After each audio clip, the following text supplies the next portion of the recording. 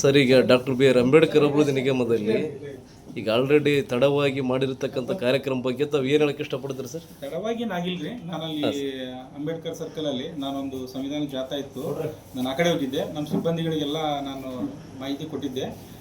ಪೂಜೆ ಮಾಡೋದ್ರಲ್ಲಿ ಸ್ವಲ್ಪ ಲೇಟ್ ಆಗಿದೆ, ಬಟ್ ಆದರೂ ಕೂಡ ಪೂಜೆ ಮಾಡಿದ್ದಾರೆ ಅವರು, ಇಷ್ಟೇ ಹೇಳ್ಬೋದು. ಸರ್, ಯಾವ ಸಮಯಕ್ಕೆ ಸರ್ ಪೂಜೆ ಆಗಿರುವಂಥದ್ದು? ಪೂಜೆ ಕೇಳಿ ತಿಳ್ಕೊಂಡು ಹೇಳ್ತೀನಿ ಸರ್, ನಾನು ಸಿಬ್ಬಂದಿಗೆ ತಿಳ್ಕೊಂಡು ಹೇಳ್ತೀನಿ ಸರ್. ಸಿಬ್ಬಂದಿಯವರು ಸ್ವಲ್ಪ ಜೊತೆ ನಾವು ಇಂಟರ್ವ್ಯೂ ಸಿಬ್ಬಂದಿಗೆ ಕೇಳ್ತೀನಿ ರೀ. ಈಗ ಮೀಟಿಂಗ್ ತೊಗೋತೀನಿ ಇದ್ರ ಬಗ್ಗೆ. ನಾನು ಸಿಬ್ಬಂದಿ ಮೀಟಿಂಗ್ ತೊಗೊಂಡು ಇದರ ಸಾರಾಂಶದ ಬಗ್ಗೆ ತಿಳ್ಕೊಂಡು ತಮ್ಮ ಮಾಹಿತಿ. ಸರ್ಕಾರ ಸುತ್ತೋಲೆ ಪ್ರಕಾರ ಸರ್ ತಾವು ಏನು ಹೇಳಕ್ಕೆ ಇಷ್ಟಪಡ್ತೀರಿ ಸರ್? ಸರ್, ಸರ್ಕಾರ ಸುತ್ತೋಲೆ ಏನಿದ್ರು ನಾವು ಪಾಲಿಸಬೇಕು. ಆ ಸುತ್ತೋಲೆ ಪ್ರಕಾರ ನಾವು ಇರ್ತೀವಿ.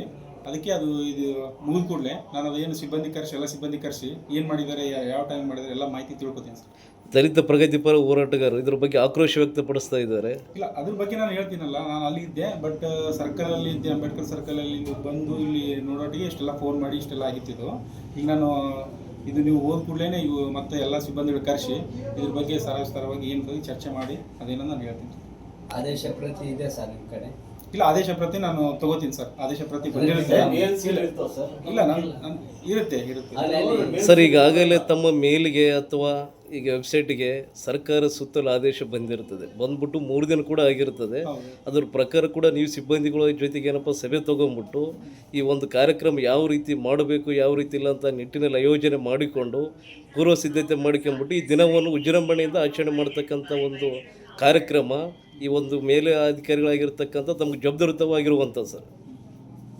ಇದ್ರ ಬಗ್ಗೆ ತಾವು ಏನು ಹೇಳಕ್ಕೆ ಇಷ್ಟಪಡ್ತೀರಿ? ನಾನು ಅಲ್ಲಿ ಅಂಬೇಡ್ಕರ್ ಸರ್ಕಲಲ್ಲಿ ಹೋಗಿದ್ದೆ ಬೆಳಗ್ಗೆ 9 ಗಂಟೆಗೆ. ಅಲ್ಲಿ ಹೋದಾಗ ನಾನು ಇಲ್ಲ ಸಿಬ್ಬಂದಿ ಕೂಡ ಮಾಹಿತಿ ಹೇಳಿದ್ದೆ. ಅಲ್ಲಿ ಬರೋದು ಲೇಟ್ ಆಯಿತು. ಲೇಟ್ ಆಗಿದ್ರೆ ಇಷ್ಟೆಲ್ಲ ಆಗಿದೆ ಅಷ್ಟೇ. ಅದು ಸಿಬ್ಬಂದಿಗಳ ಮೇಲೆ ತಾವು ಯಾವ ರೀತಿ ಸೂಕ್ತ ಕ್ರಮ ತೆಗೆದುಕೊಳ್ಳಕ್ಕೆ ತಾವು ಮುಂದಾಗ್ತಾ ಇದ್ದೀರಿ? ನಾನು ಹೇಳ್ತೀನಿ ಸರ್. ಓಕೆ ಸರ್, ತಮ್ಮ ಹೆಸರು? ನಾನು ಸರ್ ಗಿರೀಶ್ ಅಂತ. ತಮ್ಮ ಪೋಸ್ಟ್ ಸರ್, ಪದವಿ? ನನ್ನ ತಾಲೂಕು ಆಫೀಸರು, ಇನ್ಚಾರ್ಜ್ DM.